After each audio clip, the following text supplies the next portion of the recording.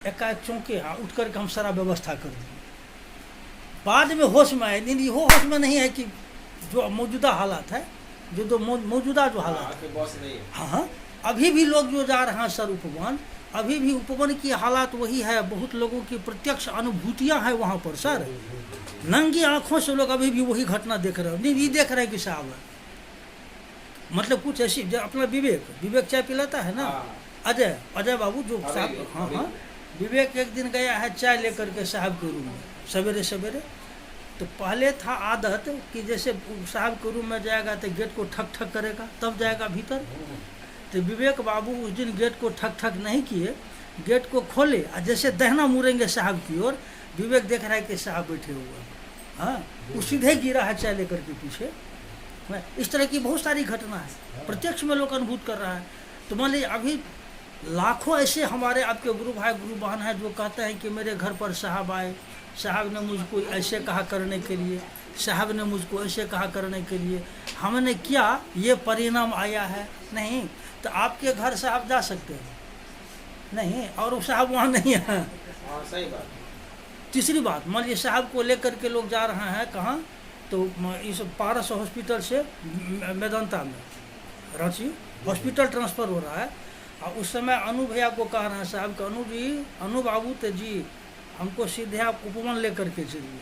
यानी अंत समय तक भी उनकी बुद्धि में उपवने है, अंतर मन में यह नहीं है कि हॉस्पिटल, या नहीं है कि वही रिलीज कंटिन्यू होते रहा है। नहीं, इसीलिए सबसे जो महत्वपूर्ण स्थिति है कि साहब बार बार कहते थे बार बार कि वह जगह जहाँ पर कि किसी साधक को आत्मज्ञान की प्राप्ति हुई है वह सिद्ध जगह है।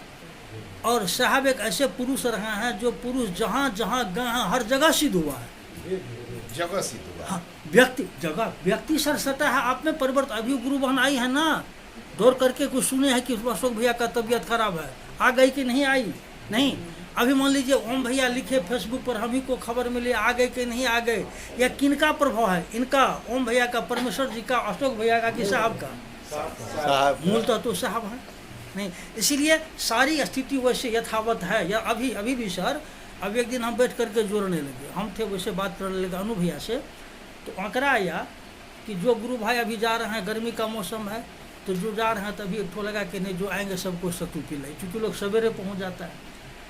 एक गुरु भाई गुरु बहन के पीछे अभी एवरेज जा रहा है 25 से 30 रुपया खर्चा, और एवरेज लगभग करीब 300-400, हालांकि 7-8 तारीख को वहाँ 500 गुरु भाई गुरु बहन थे, यानी 300 प्लस तो लोग प्रतिदिन जा रहे हैं, 300 प्लस। उसमें 100-125 लोग ऐसे रहते हैं जो पूछ करके समय लेते हैं, और 150-200 लोग ऐसे रहते हैं जो अनायास घुस रहे हैं। नए लोगों की संख्या ज़्यादा बढ़ गई है, नए लोग, पुराने जो लोग हैं उनका वो थोड़ा कटे हैं, पुराने वो कट रहे हैं, लेकिन नए लोगों का जो संख्या बढ़ रहा है वही नया आदमी कल से विशिष्टता को आगे बढ़ाएगा। मान लीजिए हमको आपको अब कितना दम रह गया, कितना आप दौड़ पाएंगे, साइकिल से सर आप कम किए, हम लोग भी साइकिल अब पैदल से कहीं कम नहीं किया। बाप रे, हम तो कई बार बोलते थे कि जितना हमने साइकिल चलाया है उतना बड़े बड़े को हवाई जहाज भी नसीब नहीं होगा। हाँ, उतना बड़े बड़े को हवाई जहाज भी नहीं नसीब है। इसीलिए सर महादेव के दया से ये एनर्जी खत्म नहीं ना हुई है, एनर्जी तो वही है जो ताकत जो साहब दिया है, इस एनर्जी को लोगों में उतारने की शक्ति मेरे पास नहीं है। हम जो नए गुरु भाई या गुरु बहन में नए लोगों में इस शक्ति का संचरण करेंगे, इस शक्ति को जो हम ट्रांसफॉर्म करेंगे, ऐसी ताकत नहीं हम लोगों में आ रही, इसीलिए नए लोग भी नहीं आ रहे हैं। अभी आप बोले ना कि लोगों की संवेदना मर गई, तो संवेदना आएगी कहाँ से? संवेदना तो बाजार में खरीदने की चीज़ नहीं है।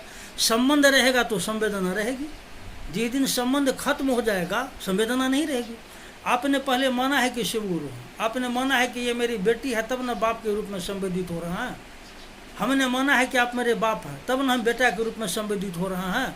किसी ने माना है कि मेरे भाई हैं, तब न वह भाई या बहन के रूप में संबंध है तो संवेदना रहेगी। संबंध नहीं रहेगी, संवेदना टूट जाएगी। यदि संवेदना हमारी खत्म हो रही है तो कहीं न कहीं हम संबंध से भी दूर भाग रहे हैं। संबंध हमारा जैसा हो, बाप बेटा का हो, भक्त भगवान का हो, नहीं और के या गुरु शिष्य का संबंध हो, यदि संवेदना हमारी घट रही है, कम रही है, संवेदनहीन हम हो रहे हैं, इसका मतलब कहीं न कहीं संबंध से, मूल संबंध से हम दूर भाग रहे हैं। तो विचार तो हमको करना है, विचार तो उनको नहीं करना है।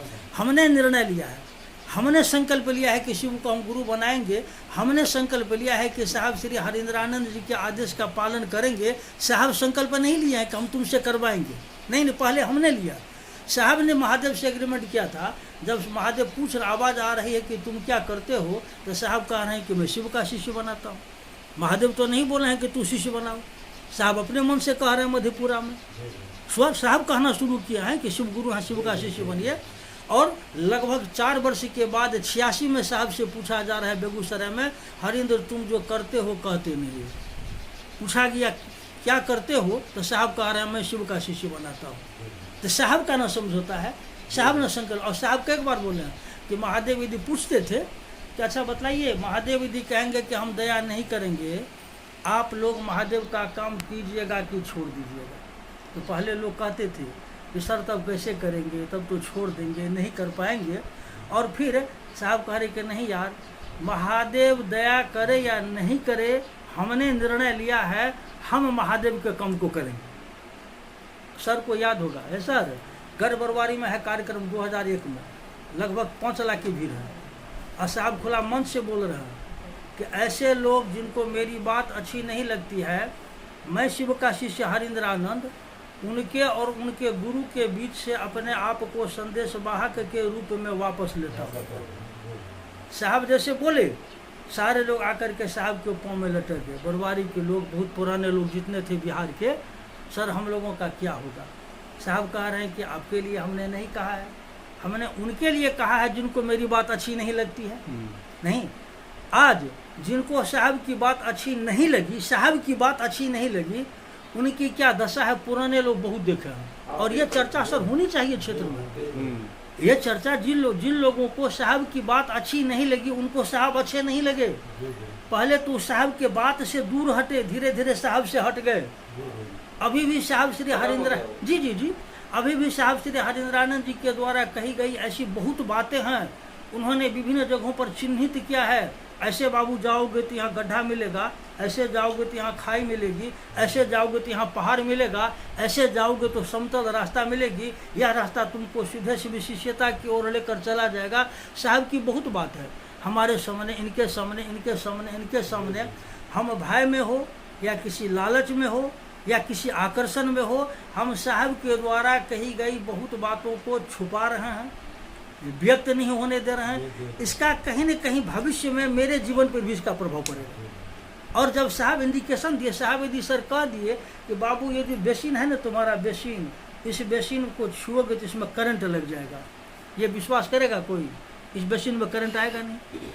लेकिन यदि मन या समझ रहे कि साहब बोले हैं तो करंट आएगा बेसिन में, साहब बोले, साहब का कथन है, अरे साहब बोले ऐसा हो सकता है। तो हम जब बेसिन को छुएंगे, बेसिन के संपर्क में जाएंगे, और जब करंट लगेगा हमको, तब ना हम समझेंगे।